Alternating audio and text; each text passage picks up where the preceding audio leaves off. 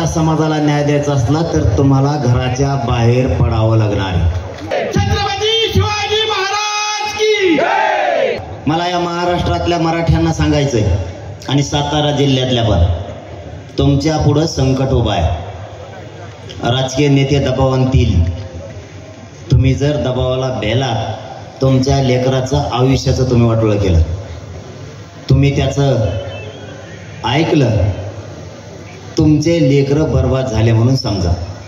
तुम्हाला जर आरक्षण काय पुन्हा एकदा बघायचं असलं, आपण आपल्या लेकराला फक्त 1 घंटा जवळ घेऊन बसा आणि त्यांना आरक्षणाची किंमत विचारा। ती मुलगा किंवा ती मुलगी तुम्हाला आरक्षणाची किंमत सांगेल काय?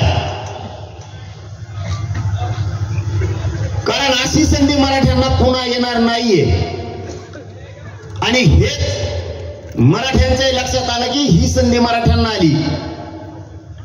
मराठ्यांनी ही ओबीसीतून आरक्षणाची लढाई जिंकायची। जसं मराठ्यांच्या लक्षात आलं तसंच ओबीसीच्या नेत्याच्याही लक्षात आलं की मराठ्यांना आरक्षण मिळू द्यायचं नाही। आरक्षणामुळं आपण श्रीमंत झालो, आपल्या पोरांना नोकऱ्या लागल्या, मराठ्यांच्या पोराला जर नोकऱ्या लागल्या तर ओबीसी नेत्याचे आणि मराठ्यांच्या नेत्याचे पॉम्पलेट चिटकाला राहीन कोण?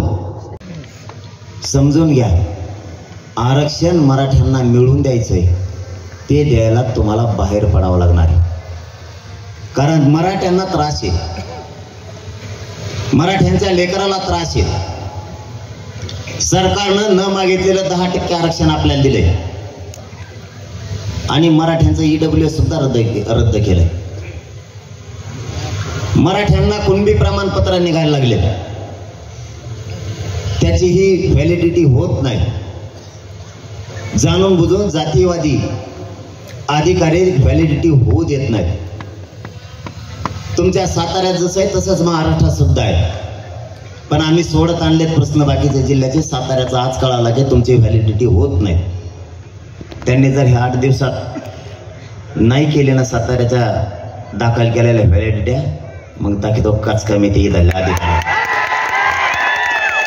मला गरिबांपासून किंवा गरिबाला कार्यक्रमाला येण्यापासून रोखतील, पण मी मराठ्यांच्या मनामनात बसलोय, ते कसं काढणार?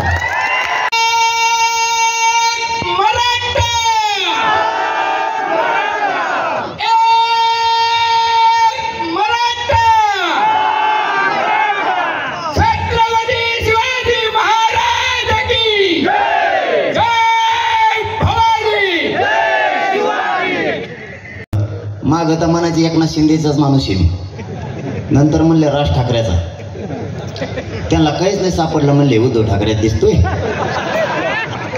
मग उद्धव ठाकरे नाही सापडला, ते म्हणले बहुतेक काँग्रेसचा हात दिसतोय याच्या मागे।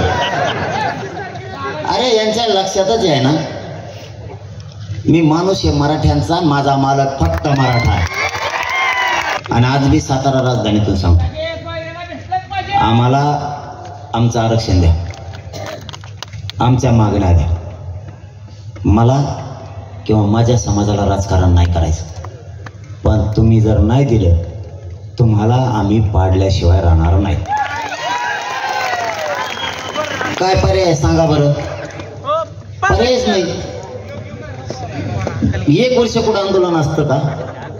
आणि इतक्या लाखाने लोक ते टेम्पो टिकून ठेवणं सोपं आहे का? किती कसरत करावी लागते। त्यातले त्यात मराठ्याचे पोर आहे, त्यांना सांभाळून नेणं, सांभाळून आणणं म्हणजे वाघाच्या कुस्तीत कुस्ती केल्यासारखा खेळ हो। मी एकदाच मुंबईत नेलेत, मै काय फजित झाली ती, मै मला माहिती। आणि आता पुन्हा कोणत्या गावात गेलं ते मध्ये एवढी बार मुंबईत चाल जायचं ठरलं, जायचं का? मनातून सांगा बरं सगळे, मग ते येतात मुंबईच्या बाहेर।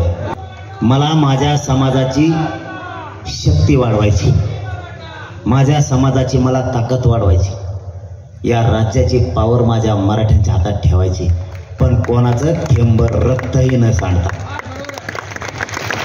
माझी फक्त या सातारा राजधानीतून महाराष्ट्रातल्या मराठ्यांच्या पोरांना हात जोडून आणि तुमच्या पाय पडून विनंती, फक्त तुम्ही आत्महत्या करू नका। आरक्षण मी मिळवून देतोय, तुम्ही काळजी करू नका, फक्त आत्महत्या नकोय। मराठ्यांनी रस्त्यावर या, घरात बसू नका. सगळ्या मराठ्यांचं स्वप्न साकार करण्यासाठी ही लढाई. विनाकारण कारण सांगून आणि बहाणे सांगून कार्यक्रमापासून लांब राहू नका. या लोकांना बोलायला स्थान देऊ नका. हे लोक आपल्या समाजाला हिरवायला लागलेत, जातीवादी ठरवायला लागलेत. आपणच पद शब्द आपल्यासाठी वापरले जाते. आपण सगळ्यांनी भानावल्या, कारण जर जात संपली तर तुम्हाला आणि मला काहीच किंमत राहणार नाही. जर जात संपली तर ही मराठ्यांना शब्द देतो आणि थांबतो. धन्यवाद. जय शिवराय.